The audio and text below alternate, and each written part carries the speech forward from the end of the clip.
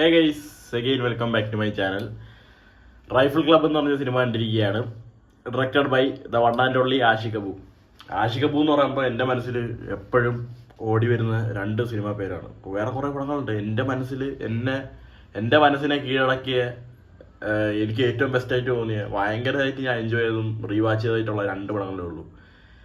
Salt and പെപ്പറും ഇടുക്കി ഗോൾഡും. ഈ രണ്ട് പടത്തിലാണ് ആഷിഖ് അബു എന്ന് പറഞ്ഞൊരു ഡയറക്ടർ എൻ്റെ ഉള്ളിലുള്ളത്.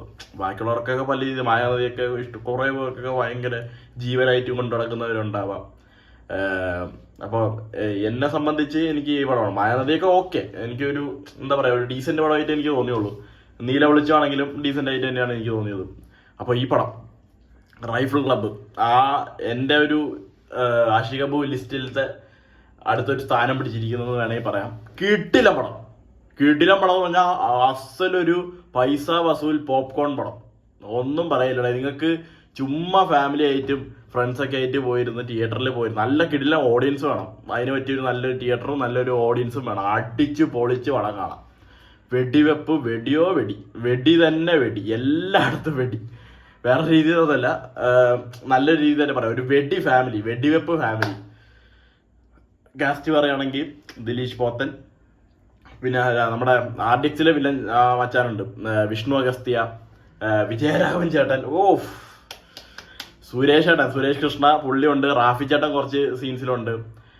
മെയിൻ നമ്മുടെ ഒരു വില്ലൻ അനുരാഗ് കാശ്യപ്, നമ്മുടെ മച്ചാൻ ഹനുമാൻ കൈൻഡ്, പാട്ടൊക്കെ കേട്ടിട്ടുണ്ടാവില്ല എല്ലാവരും, പുള്ളി. പിന്നെ ഉണ്ടോ, നമ്മുടെ വിനീത് കുമാർ എന്നാണോ, അങ്ങനെയാണെന്ന് തോന്നുന്നു പേര്, പുള്ളിക്കാരനുണ്ട്. അങ്ങനെ ഒരു വമ്പൻ താരനിരയിൽ വന്നിരിക്കുന്ന ഒരു സിനിമ. ഇതിലത്തെ ഫീമെയിൽ ലീഡ്സ് ഒക്കെ എനിക്ക് ഭയങ്കര കൺവിൻസിങ് ആയിട്ട് തോന്നി. എന്ന് വെച്ച് കഴിഞ്ഞാൽ അത് ചുമ്മാ നമുക്ക് മറ്റേ വുമൺ എംപവർമെന്റ് ആ ഒരു ക്ലീഷേ സാധനത്തിലോട്ട് ഒതുങ്ങാതെ അവരുടെ ഒരു നേച്ചർ അതാണ്. ഇവരുടെ ഫാമിലി ആയിട്ട് അവരുടെ നേച്ചർ ഇങ്ങനെയാണെന്ന് തെളിയിച്ച് കാണിച്ചപ്പോൾ വുമൻ ലീഡ്സ് പൊളി. വാണി ചേച്ചിയുണ്ട്, വാണി വിശ്വനാഥ്, പുള്ളിക്കാരിൻ്റെ ഒക്കെ ചില എക്സ്പ്രഷൻസ്, മൈന്യൂട്ടായിട്ടുള്ള എക്സ്പ്രഷൻസ് ഒക്കെ ഉണ്ട്. നമുക്ക് ഭയങ്കര കൺവിൻസിങ് ആയിട്ട് തോന്നുന്നത് ആ ഒരു വട്ടപ്പടം വട്ട ക്യാരക്ടർ എന്നൊക്കെ തോന്നുന്ന രണ്ടു മൂന്നും. വാണി ചേച്ചി ആണെങ്കിലും നമ്മുടെ സുരഭി ലക്ഷ്മിയുണ്ട്, ദർശനയുണ്ട്, പിന്നെ നമ്മുടെ പൊന്നമ്മ ചേച്ചി, കൗണ്ടർ എന്നൊക്കെ പറഞ്ഞ പുള്ളിക്കാരിയുണ്ട്, ഉണ്ണിമായുണ്ട്. ഇവരെല്ലാവരും each and every woman characters of this movie are ഞെരിപ്പ്. പിന്നീട് പറയാൻ ആരുടെ, അങ്ങനെ കുറെ പേര്. അനുരാഗ് കാശ്യപ് പറയണ്ട, വില്ലനിസം എല്ലാ സകല തൊട്ടിത്തരമുണ്ട്. നമ്മുടെ റംസാനും പിന്നെ നമ്മുടെ മറ്റേ പുള്ളിക്കാരുണ്ട് ഫിലിപ്സിൽ, നമ്മുടെ മിഖായലിലൊക്കെ ഉള്ള ആ പുള്ളിക്കാരൻ, എനിക്ക് പേര് അറിയില്ല, ഐ എം സോറി. റംസാനൊക്കെ ഞാൻ സാധാരണ മറ്റേ ബീച്ച്മോറത്തിലൊക്കെ ഒരു ഡാൻസ്, ചെറിയൊരു സീൻ, അത് കഴിഞ്ഞിട്ട് പോയി. ഞാൻ തുടക്കം കണ്ടപ്പോഴും ഒരു പാട്ട് സീൻ, ഒരു ഡാൻസ് ഇത്രയ്ക്ക് ഉണ്ടാവുമെന്ന് ഞാൻ വിചാരിച്ചുള്ളൂ. പക്ഷെ പുള്ളിക്കും ചെറിയൊരു റോൾ കൊടുത്തിട്ടുണ്ട്. പുള്ളിന്റെ റോൾ ഭയങ്കര കൺവിൻസിങ് ആണ്. സ്റ്റോറി എന്ന് പറയാനൊന്നുമില്ല. റിട്ടേൺ ബൈ ശ്യാം പുഷ്കരൻ, ദിലീഷ് നായർ, പിന്നെ വേറെ ഏതോ രണ്ടുപേരോ, ഒരാളെന്തോണ്ട് ഷർഫു സുഹാസ് എന്ന് പറഞ്ഞു. ഇവര് മൂന്നുപേരും കൂടിയാണ് ഈ പടം എഴുതിയത്.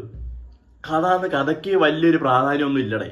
ജസ്റ്റ് ഒരു പർട്ടിക്കുലർ സ്ഥലത്ത് ഒരു പ്രശ്നം ഉണ്ടാവുന്നു, അവിടെ നിന്ന് മറ്റേ വില്ലന് കല്ലിളകുന്നു, തിരിച്ച് വേറൊരു റൂട്ടിലേക്ക് കഥ മാറുന്നു, അവിടെ നിന്ന് ഇടി വരുന്നു, കൊല വരുന്നു, പ്രതികാരം വീട്ടല്, അങ്ങനത്തെ ഒരു മോഡ് പടം. റൈഫിൾ ക്ലബ് എന്നുള്ള ആ ഒരു തീമിന് അവര് 100% നീതി പുലർത്തിയിട്ടുണ്ട്. റൈഫിൾ ക്ലബ്ബ് തന്നെ വെടിവെച്ച് ആ ഒരു സെറ്റ്, എൻ്റെ പൊന്നോ, ഇനിയാണ് എടുത്ത് പറയേണ്ടത്. മ്യൂസിക് റെക്സ് വിജയൻ, എൻ്റെ അണ്ണ, നിങ്ങളാണ് ഈ പടത്തിനെ ഈ ഒരു റേഞ്ചിൽ എത്തിച്ചത്. അവസാനമൊക്കെ ആയപ്പോണ്ടല്ലോ പുള്ളി അങ്ങ് ഒരു തീ വാരിയിട്ട് തരുവാ നമുക്ക്. ലിറ്ററലി ഒരു തീ വാരിയിട്ട് തരുവാണ് റെക്സ് വിജയൻ നമുക്ക് ആ ഒരു പടത്തില്. ആ ഒരു അറ്റ്മോസ്ഫിയർ സൗണ്ടിലൊക്കെ എന്ത് കിടിലായിരുന്നടേ. DCP എല്ലാം വന്നതുപോലെ എനിക്ക് അറിയണം. എന്നാലും പോളി സൗണ്ട്, പോളി മ്യൂസിക്, നമുക്കിങ്ങനെ ജില്ലായിട്ടിരുന്ന് കാണാൻ പറ്റുന്ന ഒരു സാധനം. സുഷിനൊക്കെ ചെയ്യണ പോലത്തെ അങ്ങനെയൊന്നുമല്ല, ഇവരുടെ എല്ലാവരും നമ്മുടെ മലയാളത്തിലുള്ള മുത്തുകൾ തന്നെയാണ്. സുഷിൻ ചെയ്യണ പോലത്തെ അതുപോലത്തെ ഒരു കിടില സാധനം നമുക്ക് ക്ലൈമാക്സിൽ നിന്നല്ല, എല്ലാ പോർഷനും ഓരോ സ്ഥലത്ത് പോലും വെറുതെ നില്ലായിട്ട് പോയിട്ടില്ല. ഇനിയിപ്പോൾ അല്ലെങ്കിൽ തന്നെ കുറെ ഇടത്തൊക്കെ നമുക്ക് ഇങ്ങനെ ഫുൾ സ്റ്റോപ്പ് പോലെ ഒരു മഴ പെയ്ത് നിൽക്കുന്ന പോലത്തെ ഒരു ലാഘവം തരുന്ന കുറെ പോർഷൻസ് ഉണ്ട്. അവിടെയൊക്കെ സൗണ്ട് ഡിസൈൻ ചെയ്തിരിക്കുന്നത്. ഇവർ കാട്ടിപ്പോകുന്ന സീൻ, പിക്ചറൈസേഷൻ, എൻ്റെ പൊന്നോ ആഷിക്ക് പറഞ്ഞ നിങ്ങൾ എങ്ങനെയാണ് ഇതൊക്കെ ഒപ്പി എടുക്കണത്? പിന്നെ കുറച്ച് CG കാര്യങ്ങളൊക്കെ ഉണ്ട്. എന്താ പറയാ, കോഴകന്മാരുടെ പിന്നെ കാട്ടുപന്നീന്റെ പട്ടികളുടെ CGയിലൊക്കെ നിങ്ങൾക്ക് കുറെ ഭാഗപ്പിഴകളൊക്കെ തോന്നിയെന്ന് വരാം. പക്ഷെ അതൊന്നും ഈ പടത്തിന് ഒരു നെഗറ്റീവായിട്ട് മാറുന്നില്ല. അല്ലെങ്കിൽ ഒരു ചെറിയ നെഗറ്റീവായിട്ട് ഭാഷണത്തിൽ ചെറിയ ക്രിമികളുള്ള പോലെ അങ്ങനെ പോകത്തേ ഉള്ളൂ. അല്ലാത്ത പക്ഷം ടോപ്പ് നോച്ച് പടം, നല്ലൊരു ഹോളിവുഡ് പടം കാണുന്ന ഒരു രീതി. അതെന്ന് വെച്ചാൽ എല്ലാ ക്യാരക്ടേഴ്സിനും കൊടുത്തിരിക്കുന്ന ഒരു ഡെപ്ത്, അവരുടെ ക്യാരക്ടേഴ്സിന്റെ ഡെപ്ത്, പടത്തിന് ആ ഒരു കഥയ്ക്ക് ആ ഒരു ചെറിയൊരു ടെംപ്ലേറ്റ് സ്ക്രിപ്റ്റ് ആണെങ്കിൽ പോലും സ്ക്രീൻ പ്ലേക്കുള്ള ഒരു ഡെപ്ത്. ഇവര് ജസ്റ്റ് കഥ വിട്ട് തിരക്കഥയിലാണ് അവർ പിടിച്ചിരിക്കുന്നത്. കാരണം എന്ന് വെച്ച് കഴിഞ്ഞാൽ ഹെവി ഡീറ്റെയിലിംഗ്, ഒടുക്കത്തെ കണ്ടിന്യൂറ്റി, ഓരോ ഷോട്ടും ഓരോ ഫ്രെയിമും ഓരോ കാര്യങ്ങളെ സൂചിപ്പിക്കുന്ന രീതിയിലുള്ള സംഭവങ്ങൾ. ഇതിപ്പോ ഇനിയിപ്പോ OTT ഒക്കെ ഇറങ്ങി കഴിഞ്ഞാൽ കുറേവർക്ക് മറ്റേ ഹിഡൻ ഡീറ്റെയിലിംഗ് ഒക്കെ പൊക്കാൻ പറ്റും. ആ വക സാധനങ്ങൾ ടോപ്പ് നോച്ച് പടം. ഞാൻ ചുമ്മാ എല്ലാവരും ഹൈപ്പ് കയറ്റണം അങ്ങനെ ഒന്ന് വിചാരിക്കുന്നത് ഗൈസ്, എനിക്ക് തോന്നിയ കാര്യമാണ്. ഈ വക പടങ്ങൾ ഞെരിപ്പായിട്ട് അടി ഇടി വെടി പോകാം, ഇങ്ങനത്തെ പടങ്ങൾ എനിക്ക് ഭയങ്കര ഇഷ്ടമാണ്, ശരിക്കും ഇഷ്ടമാണ്. അയ്യോ എന്തൊരു പറയാനടേ, ഞാൻ ഒട്ടും വിചാരിച്ചില്ല. ഇത് ഇപ്പൊ ഒറ്റ വാക്കി പറയുകയാണെങ്കിൽ ഒരു ഡബിൾ ബാരല് അല്ലെങ്കിൽ ഒരു ബാച്ചലർ പാർട്ടി മോഡിൽ വരുന്ന ഒരു വരത്ത വൈബ് പടം എന്ന് വേണമെങ്കിൽ നമുക്ക് പറയാം. എന്ന് വെച്ചാൽ അതേപോലെ കഥ, അതേപോലെ മറ്റേ ടോർച്ചറിങ് എലമെന്റ്സ് ആ സംഭവങ്ങളൊന്നുമല്ല, പക്കാ ഫണ്ട്. ഇവരുടെയൊക്കെ കൗണ്ടേഴ്സ് ഉണ്ട്. ദിലീഷേട്ടൻ്റെ ആണെങ്കിലും പിന്നെ ആരുടെയാണ് ഉണ്ണിമായ, അങ്ങനെ കുറെ എല്ലാവരുടെയും ഒരു കൗണ്ടേഴ്സ് ഉണ്ട്. ഒരു ഫാമിലി ആയിട്ട് ഒരു ഊക്ക് ഫാമിലിയാണ്. തമ്മിൽ ഊക്കാനാണെങ്കിലും പുറത്തു നിർത്താൻ വന്നായിട്ട് ഊക്കാനാണെങ്കിലും എന്റെ ദൈവമേ ഊക്കോട് ഊക്കാണ്. ചിരിക്കാനായിട്ട് ഒരു അമ്മച്ചിയൊക്കെ ഒരു സാധനം കാണിക്കുന്നുണ്ട്. ഇങ്ങനെയൊക്കെ ചിരിച്ചിരിച്ച് മണ്ണ് തപ്പിന്ന് പറയാം. എന്നാൽ നമുക്ക് കണ്ട് എൻജോയ് ചെയ്യാൻ പറ്റുന്ന ഒരു കിണ്ണം പടം. ഞാൻ നെഗറ്റീവായിട്ട് പറയാമെന്ന് വിചാരിക്കരുത്, ആരും അതും പറഞ്ഞ് തള്ളക്കി വിളിക്കാൻ വരരുത്.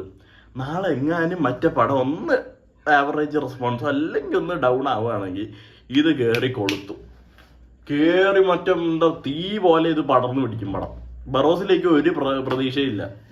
ഇന്ന് തന്നെ അടുത്ത പാട്ടിൻ്റെ എന്തോ സംഭവങ്ങളൊക്കെ വന്നിട്ടുണ്ട്. എന്നിട്ട് ഞാൻ വീഡിയോ ഒന്നും കണ്ടില്ല, തമ്മിൽ എന്തോ കണ്ടപ്പോൾ തന്നെ എനിക്ക് മതിയായി. ആ വക തൊലിയൊക്കെയാണ്. എനിക്ക് അറിഞ്ഞൂടാ, ഞാൻ എന്തായാലും പടം കാണും. പടം കണ്ടിട്ട് എൻ്റെ വ്യക്തിപരമായ എൻ്റെ ഒപ്പീനിയൻ ഞാൻ പറയും. അല്ലാത്ത പക്ഷം എനിക്കൊന്നും പറയില്ല ഗൈസ്.